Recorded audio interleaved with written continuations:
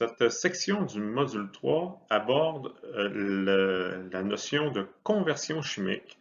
La conversion chimique est une autre façon euh, pour le métallurgiste euh, de protéger les pièces métalliques de tout ce qui peut affecter sa surface et l'ensemble de son intégrité, comme par exemple la résistance à la corrosion, la résistance à l'usure.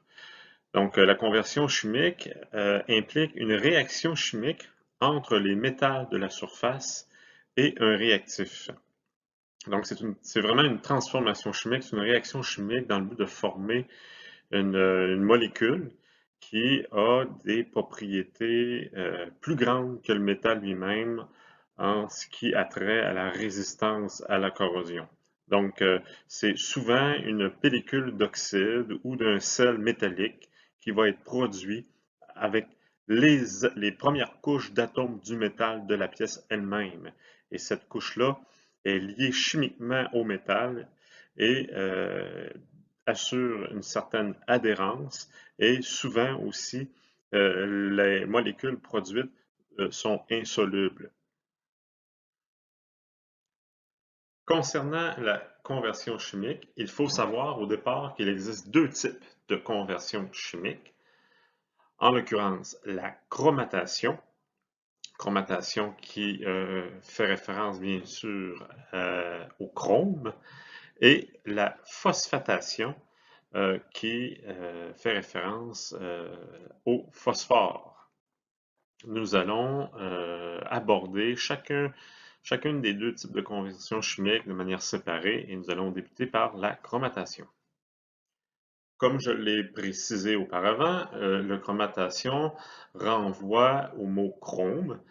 Donc, et on va faire réagir la pièce avec des composés, des sels dissous, composés la majeure partie du temps de chrome hexavalent. Donc, ce qu'il faut savoir concernant le chrome, c'est que le chrome, lorsqu'il est à l'état oxydé, il existe deux possibilités le concernant, soit qu'il ait perdu 3 électrons. À ce moment-là, on va utiliser le terme chrome trivalent, mais il peut aussi être oxydé davantage en perdant 3 électrons supplémentaires pour un total de 6. À ce moment-là, lorsqu'on est en présence d'ions chrome 6+, on utilise souvent le terme chrome hexavalent.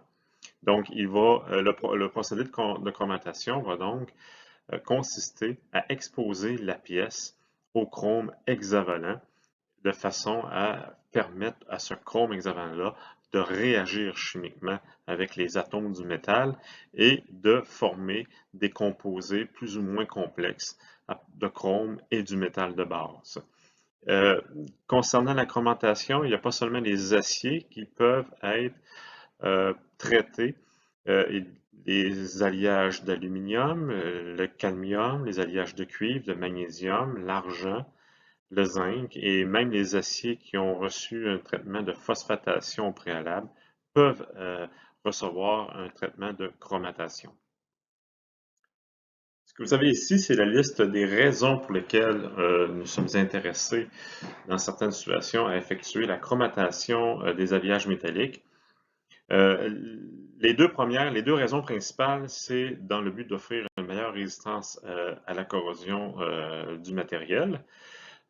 Aussi, la chromatation est très intéressante pour offrir une surface d'après pour les peintures aux hautes finitions organiques. Une surface chromatée permet une beaucoup plus grande adhérence des peintures que directement sur le métal.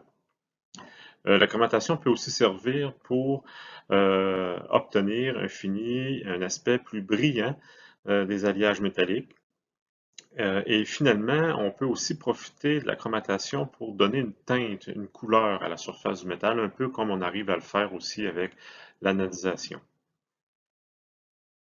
Bien entendu, comme pour les autres procédés de finition des métaux, la chromatation est un procédé qui inclut différentes étapes à faire dans un ordre précis. Comme c'est le cas pour l'ensemble des traitements de surface, la chromatation est précédée d'une préparation de surface décapage et dégraissage, qui sont à peu près les mêmes étapes que nous avions vues précédemment.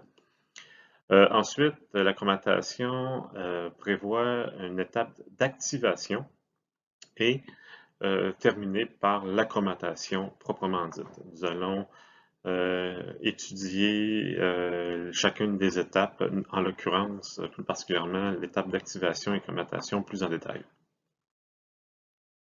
En plus des étapes classiques de dégraissage et de décapage, la chromatation est aussi précédée par une étape d'immersion dans une solution de soude caustique, en l'occurrence de l'hydroxyde de sodium, ou ça peut être un bain aussi constitué d'un mélange de phosphate et de carbonate. Cette préparation-là est bien entendu suivie d'un rinçage à l'eau afin de ne pas contaminer le bassin de l'étape suivante. Vient ensuite l'étape d'activation qui va permettre le succès de la chromatation en tant que telle. L'activation consiste à immerger la pièce dans un mélange d'oxyde de chrome et d'acide sulfurique en solution aqueuse à une certaine concentration et chauffée. Une immersion d'environ 1 minute. Sinon, il existe aussi une variante, le même mélange, mais avec ajout d'un fluorure. Dans ce cas-ci, il ne sera pas nécessaire que la solution soit chauffée. Donc ça permet de préparer la surface à la chromatation. Bien entendu, elle est complétée par un rinçage à l'eau afin de ne pas contaminer le bassin de chromatation qui vient ensuite.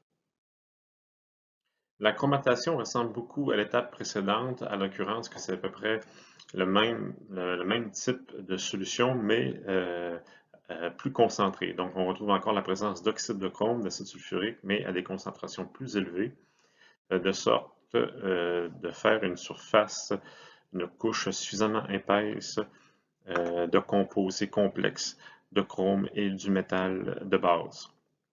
Il n'y a pas de recette universelle en termes de chromatation, même qu'il peut y avoir plusieurs autres types de formules qui peuvent être utilisées. Ce qui est important, par contre, c'est que de manière majoritaire, le chrome hexavalent doit être présent dans le bain. C'est l'agent actif principal qui va permettre la réalisation des composés complexes relativement stables sur la surface de la pièce à traiter. Donc, comme vous pouvez le constater, la chromatation n'exige pas de cellules électrochimiques, il n'y a pas de tension à appliquer comme c'est le cas pour le plaquage électrolytique ou l'anodisation. C'est un traitement dont la simple immersion est nécessaire. Et on ne fait que réaliser des réactions chimiques simplement par contact physique entre le métal de base et un réactif à l'état aqueux. Et il existe des produits qui sont déjà fabriqués et homologués, qui sont fournis par différentes entreprises dans le but de faire de la chromatation sur différents alliages métalliques. Au sujet des détails d'opération d'immersion de chromatation, les temps d'immersion peuvent varier grandement, tout dépendant du type d'alliage, de l'épaisseur de la couche désirée. Ça peut aller de 1 seconde à 1 heure. Dans le cas du Rhodyp, qui est une marque commerciale d'un produit de chromatation à base de chrome hexavalent, le temps requis va de 15 secondes à 2 minutes, en moyenne 30 secondes. Il n'y a pas seulement l'immersion, on peut aussi projeter le produit sur les pièces sans qu'elles soient immergées dans un bassin.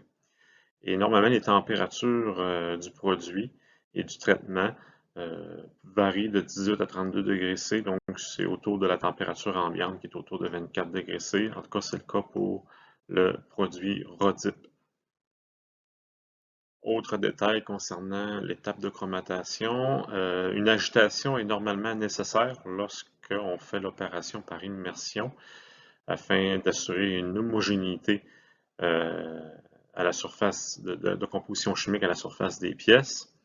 Disons aussi que les équipements, les bassins qui sont en contact avec le produit doivent répondre à certaines exigences. Ils doivent être résistants à la corrosion due au contact du produit qui est très oxydant. Donc, ça peut être certains aciers inoxydables, en l'occurrence les séries 304, 316, ou ça peut être des plastiques PVC, polyéthylène, polypropylène qui peuvent être utilisés pour la fabrication des bassins, agitateurs, et tuyauteries, etc. Précisons aussi que normalement, les systèmes de ventilation ne sont pas forcément nécessaires à cause des températures relativement basses d'opération. Donc, il n'y a pas beaucoup d'évaporation normalement. Bien entendu, l'étape de chromatation est achevée aussi, comme toutes les autres étapes précédentes, par un rinçage à l'eau, puis à un séchage à une température ne dépassant pas 65 degrés C.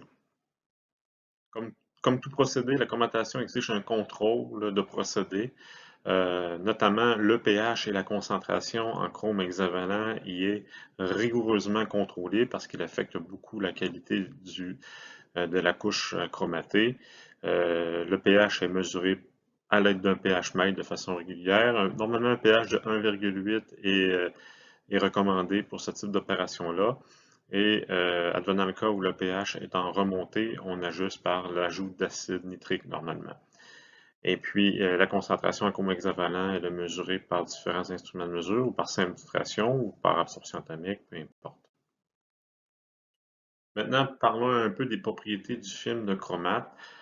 Précisons que immédiatement après l'étape de chromatation, le dépôt est gélatineux, mou, adhère pas très bien au métal. C'est le séchage qui va donner une certaine dureté à la couche et surtout une très grande adhérence à la couche. Au niveau des couleurs, les teintes peuvent varier, tout dépendant des concentrations ou du matériel traité de doré à jaune brun. Ces teintes ne sont pas stables à la lumière, elles peuvent changer avec le temps. Et précisons aussi que normalement, l'isolement électrique est faible de ces couches. Donc, ils conduisent quand même un peu le courant. Pour avoir une meilleure idée de ce qui se retrouve sur la surface des matériaux après une chromatation, prenons comme exemple l'aluminium. Lorsque l'aluminium est en contact avec le bain de chromatation, donc en présence de chrome hexavalent, l'aluminium est oxydé par le chrome hexavalent, donc il va donc se transformer en ion Al3+. Et les électrons que le chrome hexavalent a récupérés des atomes d'aluminium sur la couche du métal serviront à faire, entre autres, de l'hydroxyde de chrome, de l'oxyde de chrome combiné avec un hydrogène, et les ions d'aluminium pourront à leur tour participer à réagir en formant de l'hydroxyde d'aluminium hydraté. Donc, vous allez avoir, c'est un exemple, c'est plusieurs possibilités, mais ça donne une idée de la nature chimique qui se retrouve formée à la surface d'une pièce d'aluminium lors d'un procédé de chromatation. Donc, vous allez vous retrouver avec un mélange de ces trois constituants-là, par exemple. Disons aussi que de l'hydrogène est formé lors de la réaction et participe lui-même à la formation du film hydraté à l'intérieur de la couche chromatée. Ce genre de couche-là, disons, pour compléter, en ce qui la concerne, possède généralement de faibles duretés, faible résistance à l'abrasion et à la chaleur. Donc, les procédés de chromatation ne visent généralement pas à obtenir une amélioration de dureté ou de résistance à l'abrasion. Donc, c'est vraiment la résistance à la corrosion ainsi que d'obtenir une surface d'après pour les peintures qui adhèrent beaucoup mieux sur ce genre de surface-là que directement sur le métal. Les épaisseurs généralement obtenues des films de chromate sur la plupart des matériaux vont de 0,5 à 2 microns, donc ce n'est pas très épais comme on peut le constater. Nous allons maintenant aborder la phosphatation. Donc, en comparaison avec la chromatation, où on fait réagir la surface métallique avec des ions de chrome, la phosphatation, quant à elle, fait réagir les atomes métalliques à la surface avec des composés phosphatés, donc du phosphore. Dans le cas des aciers, leur résultat sera la formation de phosphate de fer, entre autres. Et disons aussi qu'il n'y a pas seulement que les aciers qui peuvent être sujets à la phosphatation, on est capable aussi de phosphater oui, les aluminiums ainsi que l'acier galvanisé, donc l'acier avec déposition de zinc à sa surface. Donc, pourquoi réaliser la phosphatation? Disons que dans l'essentiel, la phosphatation donne à peu près les mêmes résultats que la chromatation. On va les faire à peu près pour les mêmes raisons aussi. Donc, ce sera pour améliorer la résistance à la corrosion, puisque les molécules formées sont généralement plus résistantes à l'oxydation que le métal lui-même. Comme ça l'était aussi pour la chromatation, la phosphatation peut servir aussi comme couche d'accrochage ou si on veut, couche d'après en prévision de déposition d'une peinture sur un métal. Mais en comparaison à l'avantage de la chromatation, la phosphatation permet d'obtenir une augmentation de la résistance à l'usure du matériel, ce qui n'est pas le cas avec la chromatation. Autre avantage de la phosphatation, c'est que la nature de la couche permet de l'imprégnation d'huile. Donc, elle rend la pièce auto-lubrifiante. Donc, lors de la phosphatation, il y a génération de microporosités qui peuvent agir comme mini-réserves d'huile, assurant la pièce qui est une pièce dans un assemblage mécanique qui a besoin d'être toujours lubrifiée. Et aussi, par comparaison à la chromatation, la phosphatation possède une meilleure résistivité électrique. Donc, elle peut servir comme isolant électrique pour la pièce.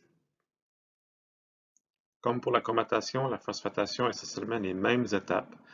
Donc, une préparation de surface impliquant décapage, dégraissage, activation et phosphatation. Le dégraissage et le décapage a lieu à peu près dans les mêmes conditions que pour la chromatation, généralement effectué dans des conditions alcalines, c'est-à-dire immersion de la pièce dans un mélange d'eau et de l'hydroxyde de sodium, communément appelé bain de soude caustique, suivi d'un rinçage à l'eau. Et ensuite vient l'étape d'activation, immersion, cette fois-ci dans un bain d'acide sulfurique à raison de 10%, suivi encore une fois d'un rinçage à l'eau.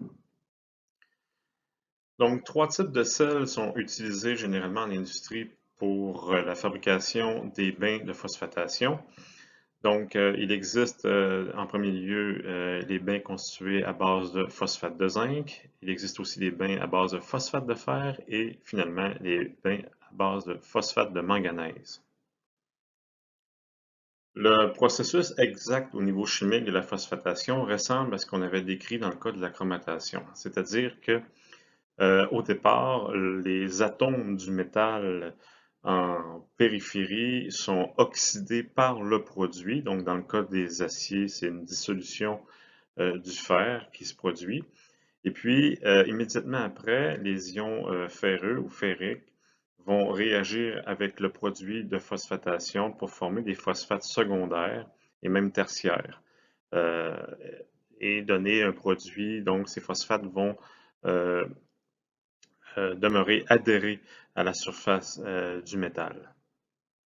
Prenons par exemple le cas du phosphate de manganèse pour le traitement de phosphatation de l'acier. Donc, la phosphatation peut se résumer avec l'équation que vous voyez ici. Donc, vous voyez ici l'acide phosphorique de manganèse, qui est le produit de base de la solution, réagissant avec les atomes de fer en périphérie pour former la couche phosphatée proprement dite, donc un complexe phosphate de fer et de manganèse. Et notons que la réaction est accompagnée par un dégagement d'hydrogène qui va être responsable, soit dit en passant, des microporosités dans la couche qui peuvent servir, comme on l'a vu précédemment, à rendre les pièces autolubrifiantes. Les bains de phosphatation sont variés, mais vous avez ici un exemple de composition chimique des bains de phosphatation. Donc, on est en présence d'un mélange d'acide phosphorique, qui est le produit, disons, actif de la solution, accompagné d'une certaine concentration d'acide nitrique et aussi une présence d'oxyde de zinc. Donc, vous avez aussi accompagné les concentrations généralement rencontrées dans ce type de bain utilisé pour la phosphatation. Vous avez ici la liste de quelques détails concernant l'opération de phosphatation. Donc, contrairement à la chromatation, la phosphatation nécessite de la ventilation, étant donné que les produits peuvent être un peu dangereux pour la santé des travailleurs en usine.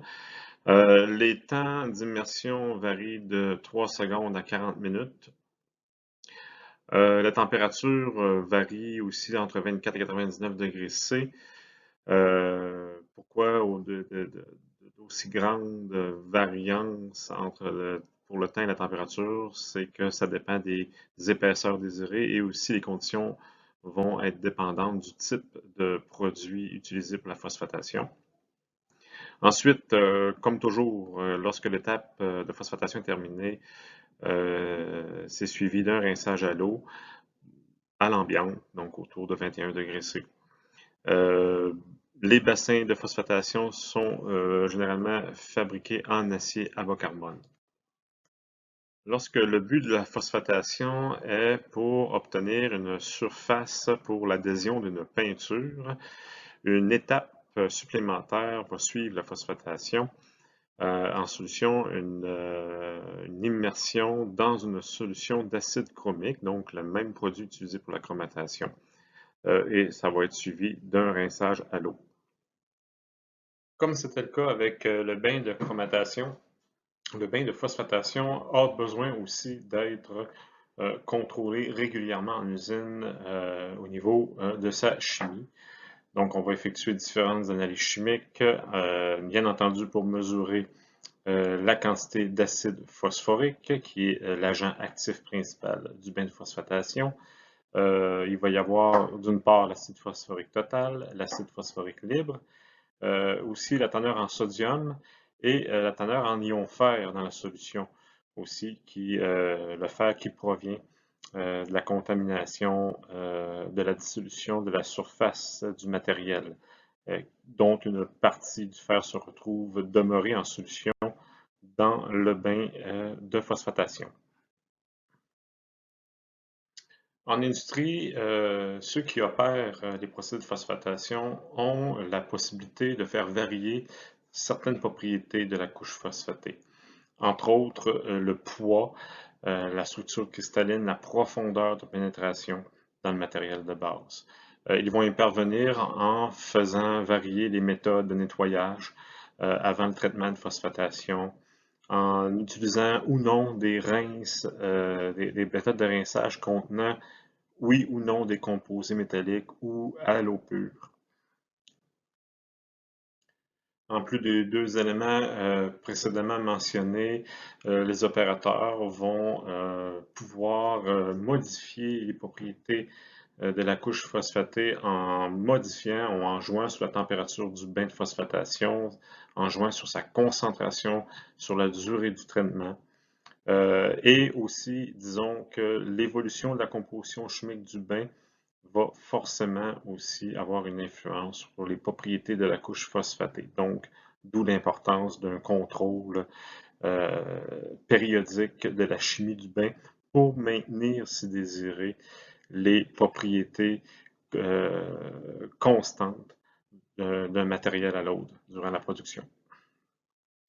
Finalement, disons que pour évaluer la quantité de couches phosphatées, qui renvoie bien entendu immédiatement à l'épaisseur du traitement, on a l'habitude dans le domaine de la phosphatation d'exprimer l'épaisseur non pas en distance, comme en microns par exemple, mais plutôt en poids de surface traitée par mètre carré, donc en grammes par mètre carré.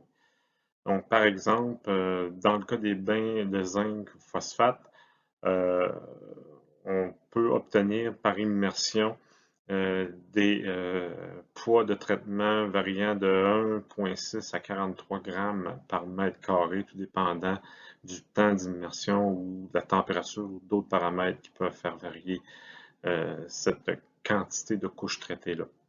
Et mentionnons finalement que, comme c'était le cas avec la chromatation, la phosphatation change la teinte du métal.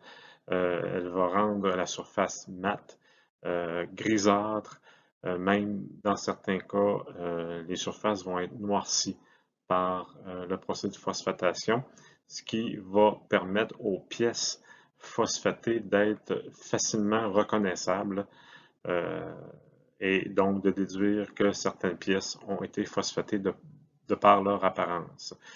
J'aimerais aussi souligner au final que j'ai incorporé quelques animations concernant les procédés de chromatation et de phosphatation dans le Léa que vous pouvez consulter afin de vous aider à avoir une meilleure idée de ces opérations-là.